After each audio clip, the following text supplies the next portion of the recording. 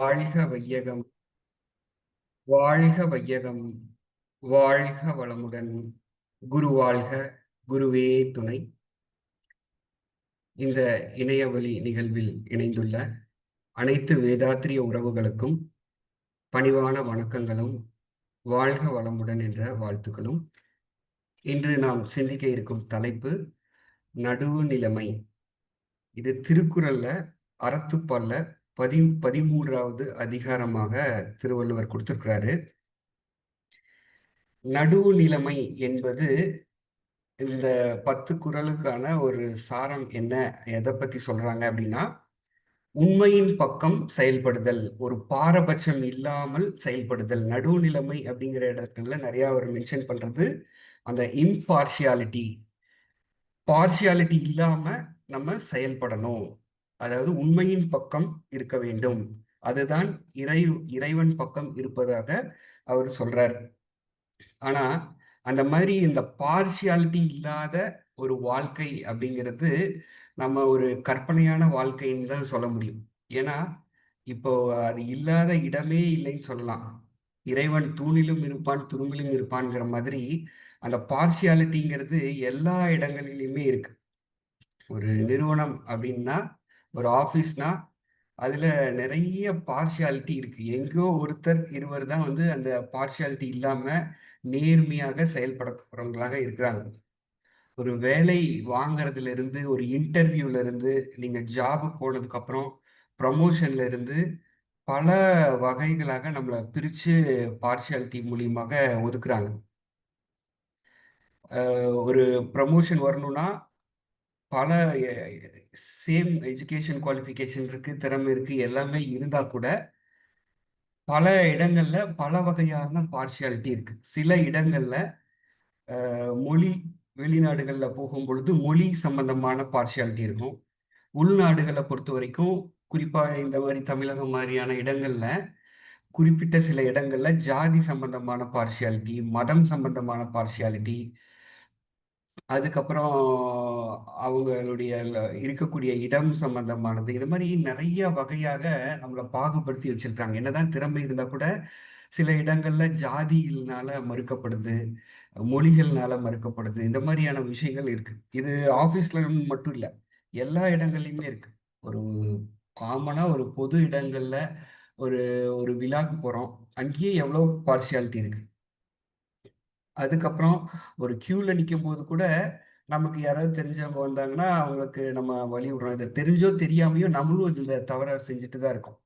ஒரு ரொம்ப நாள் மணிக்கணக்கா கியூல நிக்கிறாங்க, ஒரு பேங்க்லயே ஆகட்டும், இல்ல வேற ஏதாவது ஒரு நிகழ்வுலயே ஆகட்டும், இல்ல ஏதாவது உணவு, இந்த மாதிரி கியூல இருக்கும் பொழுது தெரிஞ்சவங்க வரும் பொழுது நம்ம உடனே அவங்கள அலோவ் பண்றோம். நமக்கு பின்னாடி இருக்கிறவங்க என்ன நினைப்பாங்க, அவங்களும் இவ்வளவு நேரம் வெயிட் பண்றாங்களே அப்படிங்கிறதெல்லாம் இல்லாம நம்ம வந்து இந்த மாதிரியான செயல்கள்ல இருக்கிறோம். அதுக்கப்புறம் உறவுகள்லையும் பார்த்தீங்கன்னா நிறைய பார்ஷியாலிட்டி இல்லைங்களா? இப்போ வீடுகள்லயே ஆகட்டும், வீடுகளில் இருக்கும் பொழுது யாரு நல்லா சம்பாதிக்கிறாங்க, ஒரு தாய், இப்போ பார்ஷியாலிட்டி பார்க்காத ஒரு உறவுனா அன்னையுடைய உறவு அப்படின்னு சொல்லுவாங்க இல்லைங்களா? தாய் தாய் தான் வந்து எந்த பாரபட்சமும் இல்லாமல் எல்லா குழந்தைகளையும் சமமாக பாவிக்கிறாங்க அப்படிங்கிற மாதிரி நம்ம கேள்விதான் பட்டிருக்கோம். இப்போ இருக்கக்கூடிய தாய்மார்கள் நிறைய பேர் பார்சியாலிட்டி அவங்களும், ஏன்னா சீரியல்லாம் பார்க்க ஆரம்பிச்சிட்டாங்க. சீரியல்ல எல்லாம் இதை தானே காமிக்கிறாங்க, எப்படி சூழ்ச்சி பண்றது, எப்படி ப்ளே பண்றது, அந்த மாதிரியாக பார்த்து அவங்களும் வந்து சில பையன்களுக்கு நிறையா சப்போர்ட் பண்றதும், சிலரை வந்து கண்டுக்காம விடுறதும், அதனால தான் வந்து கடைசி காலத்துல அவங்களும் நிறைய சிரமத்துக்கு உள்ளாகிறதெல்லாம் நம்ம லைவ் ரியல் டைம்ல பார்க்குறோம். யார் யாரெல்லாம் இந்த மாதிரிலாம் இருந்தாங்களோ, அந்த பையன் யாரை தூக்கி வச்சு கொண்டாடினாங்களோ, அந்த பையன் தவறிட்டான் அல்லது இறந்துட்டான் அல்லது வேற ஏதாவது ஊர்களுக்கு போகும் பொழுது மற்ற குழந்தைகள்னால அந்த தாய்மார்கள் நிறைய பிரச்சனைகளை சந்திக்கிறத நம்ம லைவா ரியல் டைமா பார்க்குறோம். ஸோ அந்த பாரபட்சம் அப்படிங்கிறது எல்லா இடத்துலையும் இருக்கு. யாரு நல்லா சம்பாதிக்கிறாங்க, யார்கிட்ட பணம் இருக்கு, யார்கிட்ட அதிகாரம் இருக்கு அப்படிங்கிறத பொறுத்து அவங்களுக்கு நம்ம ரெஸ்பெக்ட் கொடுக்கறதும், குறைவா சம்பாதிக்கிறவங்க அல்ல அறிவு நிலையில குறைவா இருக்கிறவங்கள நம்ம உதாசீனப்படுத்துறதும், அவமானப்படுத்துறதும் வந்து குடும்பங்கள்லயும் சரி, பொது இடங்கள்லயும் சரி, அலுவலகங்கள்லயும் சரி நிறைய நம்ம பார்க்க முடியுது. ஸோ இது வந்து ஒரு மிகப்பெரிய தவறு அப்படின்ட்டு வள்ளுவர் சொல்றாரு.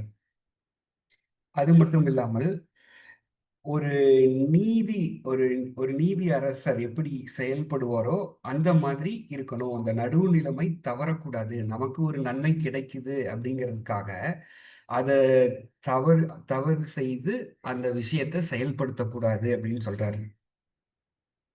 இப்போ நீதி அற இப்போ லா எடுத்துக்கலாம்.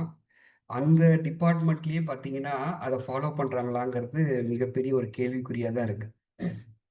ஒரு லாயர் இருக்காருன்னா, இப்ப இந்த மாரி படிச்சுட்டு வர்றவங்கலாம் எதற்காக படிக்கிறாங்க அப்படின்னா, ஒரு ஒரு எத்திக் இருக்கும். ஒரு ஒரு ஒரு ஒரு தொழில்னா, அந்த தொழில் தர்மம் அப்படின்ட்டு ஒவ்வொரு தொழில்லயும் இருக்கும். ஒரு லாயர் இத இத ஃபாலோ பண்ணணும். ஒரு மருத்துவர் இத இத ஃபாலோ பண்ணணும். ஒரு நிதித்துறையில இருக்கிறவரு இது இது ஃபாலோ பண்ணணும். அப்படின்ட்டு அவங்களுக்கு அந்த டூஸ் அண்ட் டோன்ட்ஸ்ங்கிறது படிக்கும் பொழுதும் சரி, அந்த வேலை ஏற்கும்போதும் சரி, இப்போ ஒரு அரசியல்வாதி இருக்கிறாருன்னா அவரு வந்து அந்த பதவி பிரமாணம் ஏற்பார். இதெல்லாம் நான் பண்ணணும். இதெல்லாம் நான் ஃபாலோ பண்ணணும். ஆனா யாராவது அத கடைப்பிடிக்கிறாங்களா அப்படின்னு பார்த்தா, யாரோ ஒரு 1,00,000த்துல ஒருத்தர் அல்லது 1000த்துல ஒருத்தர் அப்படிதான் ஃபாலோ பண்றாங்க. மத்தபடி 99.99% அதை மீறி தான் செயல்படுறாங்க. இப்போ ஒரு ஒரு ஒரு நபர் வராரு. அவருக்கு சில ஏதோ ஒரு சட்ட சிக்கல்கள் காரணமாக ஒரு லாயர அணுகுறாருன்னு வச்சுக்கோங்க. அந்த லாயர் வந்து என்ன பண்ணணும்? நேர்மையா இவர் பக்கம் நியாயம் இருந்துச்சுன்னா, அந்த அது கிடைக்கிறதுக்கு முயற்சிகள் எடுக்கணும். அல்லது இவர் பேர்ல நியாயம் இல்லைன்னா, அவர் வந்து அத மறுக்கணும். அப்படியா பண்றாங்க? அது வந்து எல்லா துறைகளுமே இப்ப வந்து ஒரு கமிஷன் பேஸ்டு பிசினஸ் ஆயிருச்சு. நான் இத ஜெயிச்சு குடுத்தேன்னா, உன் பேர்ல நியாயம் இருக்கட்டும். உனக்கு சேர வேண்டியது தான். இருந்தா கூட, உனக்கு இத்தன கோடி கிடைக்குதுல்ல, எனக்கு எவ்வளோ கோடி கமிஷன் அப்படிங்கிற அளவுல தான் இப்ப இருக்கக்கூடிய துறைகள்லாம் பேசுறாங்க. உனக்கு 10,00,00,000 கிடைக்குதா? எனக்கு எத்தன பெர்சன்டேஜ்? ஒரு புரோக்கர் மாதிரி. 2% 5% 10% அந்த மாரிலாம் பேசுறாங்க. அவர் மேல தப்பு இருந்துச்சுன்னா, அது பெர்சன்டேஜ் மாறும். அவர் பேர்ல நியாயம் இருந்துச்சுன்னா, பெர்சன்டேஜ் குறையும். அந்த மாதிரி தான் நடக்குது. ஒரு நிதித்துறை, இந்த மாரி மருத்துவத்துறை இது எல்லாமே என்னன்னா, ஒரு தவறு நம்ம மேல இருக்கு. அத மறைக்கிறதுக்கு என்னென்ன அப்படிங்கிற அளவுல தான் அவங்க இது பண்றாங்க. அதுக்கு நெறைய பொருள் ஈட்டி சம்பாதிக்கிறாங்க.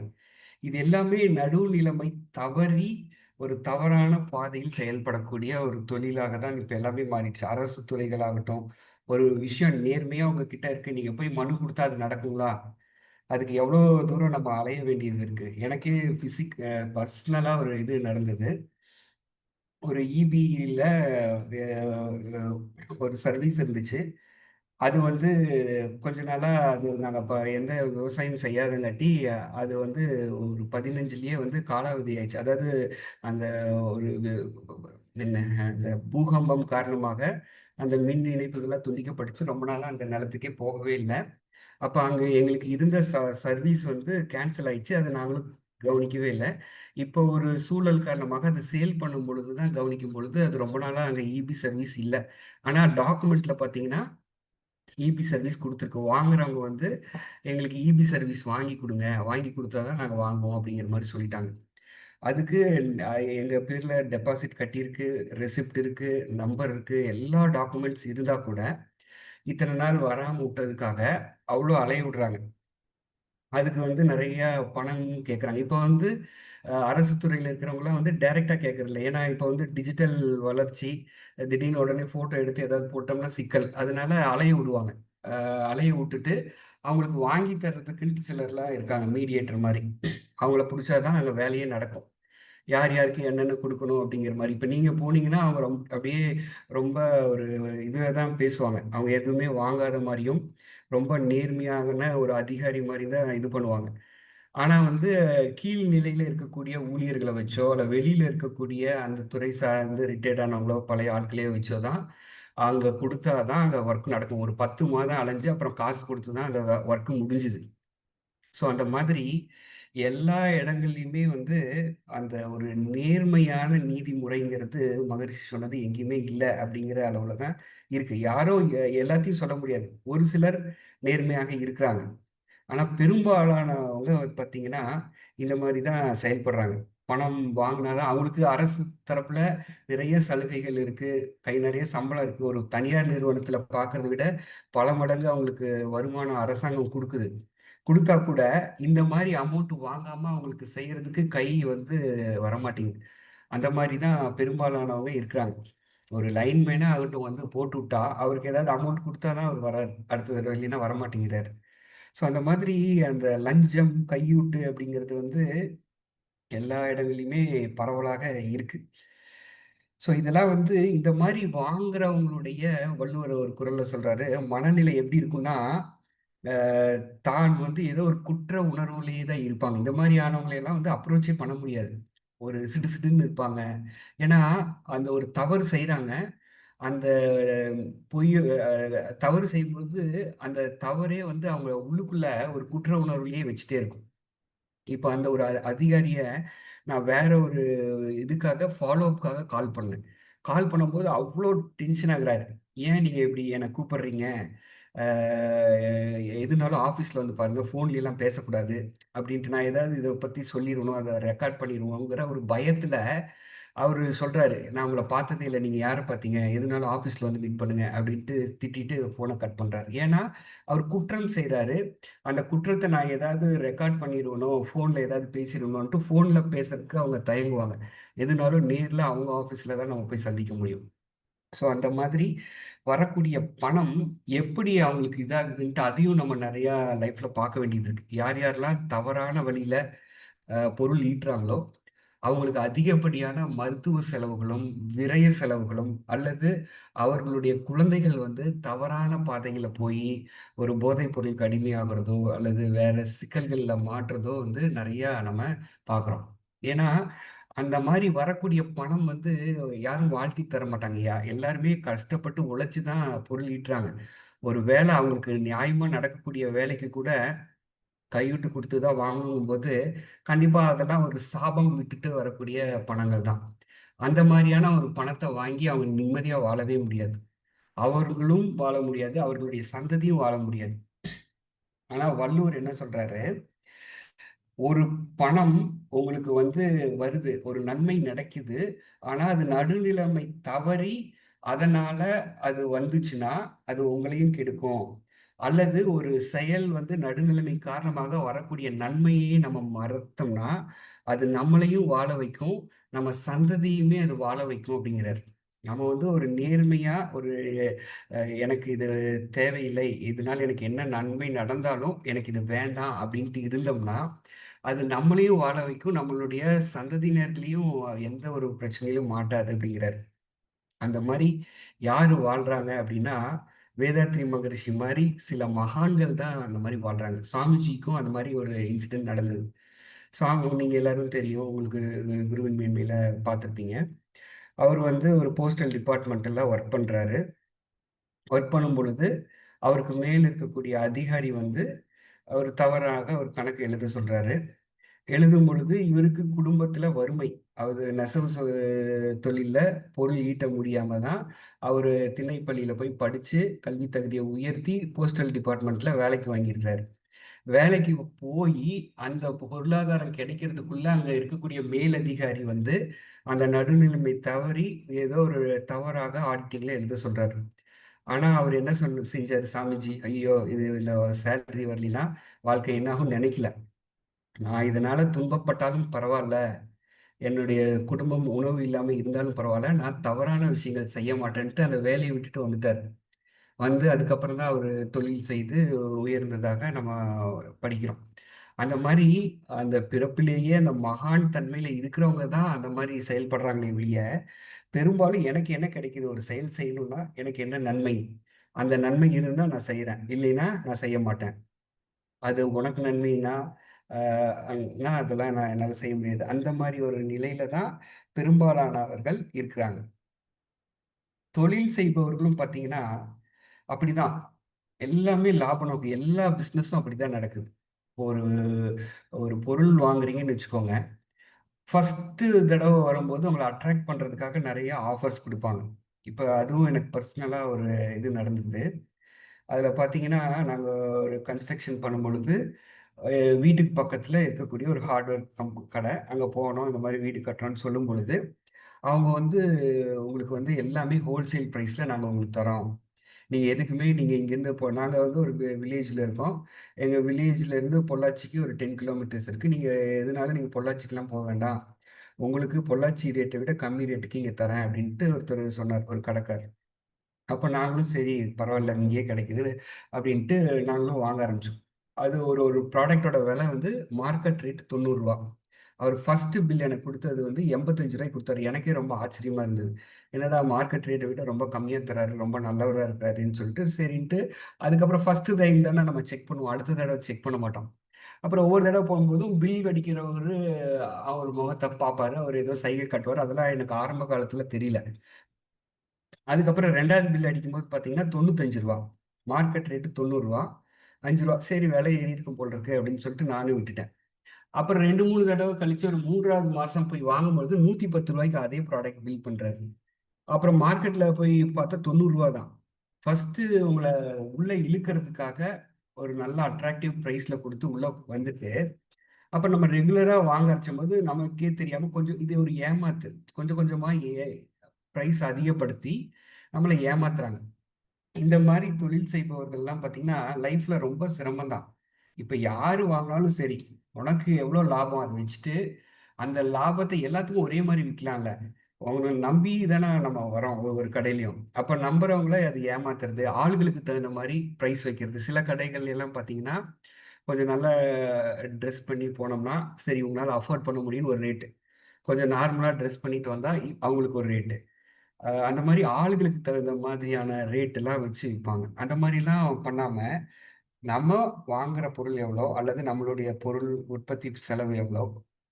நம்மளுடைய லாபம் எவ்வளோ? அப்படின்ட்டு வச்சு நேர்மையா தொழில் பண்றவங்கனால தான் நல்ல ஒரு நிலைக்கு வர முடியுமே தவிர, ஆளுகளுக்கு தகுந்த மாரி ஏமாத்துறவங்க வந்து ஒரு பெரிய நிலைக்கு வர முடியாது அப்படின்ட்டு சொல்றாங்க. ஏன்னா, இது எல்லாமே இந்த உண்மையாக செயல்படுதல் என்பது இறை வழியில் வாழ்தல். யார் ஒருத்தர் எல்லா நேரங்களிலும் உண்மையா இருக்கிறாரு, எனக்கு நன்மையோ, தீமையோ, எது சரி, எது உண்மை, எது இறைவன் பக்கம் அப்படின்னு செயல்படுறாங்களோ, அவங்களுடைய வாழ்க்கை தான் வந்து பார்த்தீங்கன்னா, உயர்வாகவும், மகிழ்ச்சியாகவும், நிம்மதியாகவும் வாழ முடியும். நீங்க தவறு செய்து, தொழில் செய்து, எவ்வளவு கோடி கோடியா வேணாலும் சம்பாதிக்கலாம். சம்பாதிச்சா நிம்மதி இருக்காது, தூக்கம் வராது, சாப்பிட முடியாது. வீட்ல எல்லாமே இருக்கும். ஆனா சாப்பிட முடியாது. ஒரு நீதி அரசர் வந்து நெறைய லஞ்சம் இப்ப வந்து நீதி அரசர் தானே நெறைய வாங்குறாங்க நீதித்துறையில. ஆனா அந்த நிதி அந்த நீதித்துறை அந்த உடைய இதே பார்த்தீங்கன்னா, அந்த நீதி அரசருக்கு பக்கத்துல ஒரு நீதி தேவதையுடைய சிலை வச்சிருப்பாங்க. அந்த நீதி தேவதை எத குறிக்குது அப்படின்னு பார்த்தீங்கன்னா, அதனுடைய கண்ண கட்டியிருப்பாங்க இல்லைங்களா? அந்த நீதி தேவதையுடைய கண்கள் கட்டப்பட்டிருக்கும். கைகள்ல தராசு இருக்கும். தராசு தான் வந்து சரியாக சொல்லக்கூடியது. அது எவ்வளவோ துல்லியமா சொல்லக்கூடியது. கண்கள் ஏன் கட்டப்பட்டிருக்குன்னா, நீ ஆப்போசிட்ல இருக்கிறவன் அவன் பணக்காரனா, ஏழையா, படிச்சவனா எதுவுமே தெரியாது. காதுல கேட்டு எது உண்மையான நியாயமோ அதுதான் சொல்லணும் அப்படிங்கிறத சிம்பாலிக்கா வைக்கிற மாரி தான் குடுத்துருக்கு. ஆனா, இப்ப நீதி அரசர்கள்லாம் பார்த்தீங்கன்னா, அவங்க தான் பல கோடிகள் எடுக்குறாங்க. அவங்க வீட்ல இருந்து கட்டுக்கட்டா ஜட்ஜ் வீட்ல இருந்து தான் பணங்கள்லாம் நெறைய நியூஸ்ல நம்ம பார்க்குறோம். சமீபத்தில கூட நடந்தது. ஏன்னா, அ எல்லாம் இப்ப யார் யார் தவறு பெரிய தொழில் அதிபர்களும் சரி, அரசியல்வாதிகளும் சரி, அ லாயரையும் இவங்களையும் நல்லா கவனிச்சிடுறாங்க. என்ன தீர்ப்பு சொல்லணும்னு இவங்க எழுதி குடுத்துடுறாங்க. அத தான் போய் அவங்க அவங்க சொல்றாங்க பணத்துக்காக. ஸோ அந்த மாரி சொல்லும் பொழுது, அ இதெல்லாம் வந்து தவறுதலாக நடக்கும் பொழுது நெறையா போய் மாட்டிடுறாங்க. சில நேரங்கள்ல ஏன்னா எல்லாமே செயலுக்கு தக்க விளைவு தானே. பலருடைய சாபம் கண்டிப்பா ஒரு நாள் மாட்டுவாங்க. அப்படி மாட்டும் பொழுது ஒருத்தர் மாட்டிட்டாரு. அவர்கிட்ட கேட்கும் பொழுது, சரி ரொம்ப வயதானவரா இருக்கிறாரு. சரின்ட்டு அந்த அவர ஜட்ஜ் பண்ண ஜட்ஜ் வந்து ஏதாவது உணவு வாங்கி குடுங்க அப்படின்னா, அவருக்கு 2டே 2 இட்லி தான் சாப்பிட முடியுங்களாமா. அதுக்கு மேல எதுவுமே சாப்பிட முடியாது. அப்படி இருக்கும்போது உனக்கு 2டே 2 இட்லி தான் சாப்பிட முடியும். எதுக்கு இத்தன கோடி கோடியா கொள்ளையடிச்ச அப்படின்னு கேட்டா, அறியாமையில பண்ணிட்டேன். தன் தன் இதுக்கு போக, தன்னுடைய குழந்தைகளுக்கு போக 10 தலைமுறைக்கும் சேர்த்து வைக்கிற அளவுக்கு கொள்ளையடிக்கிறாங்க. நம்மளுடைய பிறவிக்கு 100 ஆண்டுகள் அதிகபட்சம் வாழப் போறோம். அதுக்கு எவ்வளோ தேவை இருக்க போகுது? அந்த பேசிக் நீட்ஸ்க்கு ஒரு சின்ன அமௌண்ட் இருந்தா போதும். ஆனா கோடி கோடி பல கோடி பிளாக் மணி எல்லாரும் வச்சுட்டு இருக்காங்க. ஸோ இதெல்லாம் வந்து ஒரு அதனாலதான் இவ்வளவு இயற்கை சீற்றங்கள், இவ்வளவு தீங்குகள் ஏன் நடக்குதுன்னா, மக்கள் வந்து இந்த நடுநிலைமை தவறியதால் தான். ஒரு காலத்துல அந்த மாதிரி நேர்மையா வாழ்ந்திருக்காங்க. நம்மளே பார்த்தீங்கன்னா, ஒரு 2000 ஆண்டுகளுக்கு முன்னாடி எல்லாம் நிறைய கதைகள்லாம் கேட்டிருப்போம் இல்லைங்களா? அதுல குறிப்பா இந்த ஒரு கதையை சொல்லி நான் நிறைவு செய்கிறேன். மனுநீதி சோழன் கதை வந்து எல்லாத்துக்கும் தெரியும், படிச்சிருப்போம். இருந்தாலும் நான் ஒரு தடவை சொல்றேன். மனுநீதி சோழன் என்ற ஒரு மன்னன் வந்து ஆட்சி செய்துட்டு வந்தான். அவருடைய அரண்மனைக்கு முன்னாடி ஒரு பெல் ஒண்ணு வச்சிருப்பாரு. அந்த பெல் வந்து எதற்காகன்னா, யாருக்காவது ஒரு அநீதி நடந்துச்சுன்னா, அந்த பெல்ல வந்து அடிச்சா, மன்னர் வந்து அதை பார்த்துட்டு என்னன்னு விசாரிச்சுட்டு, சரியான ஒரு நீதி சொல்லக்கூடிய ஒரு மன்னனாக திகழ்ந்து வந்தார். அப்படி திகழ்ந்து வரும்பொழுது, அவருடைய வாசல்ல ஒரு நாள் மணி சத்தம் கேட்டுச்சு. அப்ப என்னன்ட்டு அந்த மன்னர் வெளியில வந்து பார்க்கும் பொழுது, ஒரு பசு வந்து அந்த பெல்ல அடிக்குது. அழுதுட்டே வந்து அடிக்குது. உடனே அந்த மன்னர் பதறி ஓடி வந்து விசாரிக்கிறாரு. விசாரிக்கும் பொழுது பார்த்தா, அப்பதான் தெரியுது, அந்த மன்னனுடைய மகன், அந்த இளவரசன் கிரவுன் பிரின்ஸ் வந்து தேர் ஓட்டிட்டு போய் விளையாட்டுத்தனமா இருக்கும் பொழுது, அங்க விளையாடிக் கொண்டிருந்த அந்த கன்றுக்குட்டி மேல மோதி, அந்த கன்று இறந்துருச்சு அப்படிங்கிறத செய்தி அவருக்கு தெரியுது. உடனே அதை அறிந்த அந்த மன்னன் என்ன செஞ்சாருன்னா, அவர் அந்த தேரை எடுத்துட்டு போயி, அந்த தான் பெற்ற மகனையே தேர்ல ஏத்தி கொன்னு, அந்த பசு என்ன துன்பத்தை அனுபவித்ததோ, அந்த துன்பத்தை நானும் அனுபவிக்க வேண்டும் அப்படின்னு சொல்லிட்டு, தன் மகனையே கொன்ற ஒரு மன்னர்கள் ஆட்சி செய்த ஒரு நாட்டுல நம்ம வாழ்ந்துட்டு இருக்கோம். ஒரு 2000 ஆண்டுகளுக்கு முன்னாடி எல்லா மனிதர்களும் இதே மாரி தான் இருந்தாங்க. மன்னர்களும் இப்படிதான் இருந்தாங்க. ஆனா இப்ப இருக்கக்கூடிய ஆட்சியாளர்கள் அப்படி சொல்ல முடியுமா?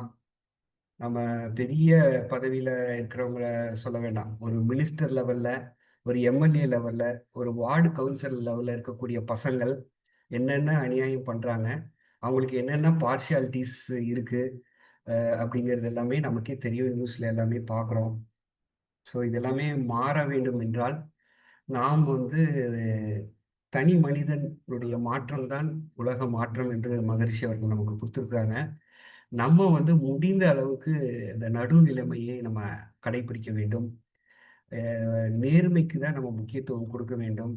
எங்கெங்கெல்லாம் நம்ம தவறு செய்கிறோம் என்று நம்மை நாம் ஆராய்ச்சி செய்து கொண்டே இருக்க வேண்டும். ஆராய்ச்சி செய்து கொண்டு நம் மீதும் குற்றங்கள் இருக்க நிறைய வாய்ப்புகள் இருக்கிறது. இருந்தால் அதை நாம் எப்படி த மாற்றிக்கொள்வது? ஏதாவது நமக்கு அதனால் ஆதாயம் இருந்தால் கூட, அதை நாம் எப்படி தவிர்ப்பது என்ற முயற்சியில் இறங்க வேண்டும். இது போன்று நாம் சிந்திப்போம் என்று கூறி, இந்த வாய்ப்பை எனக்கு அளித்த ஸ்கை நார்வே டீமிற்கும், WCSL டிஜிட்டல் சொல்யூஷன் டீமிற்கும் நன்றி தெரிவித்து இந்த உரையை நிறைவு செய்கிறேன். வாழ்க வளமுடன்.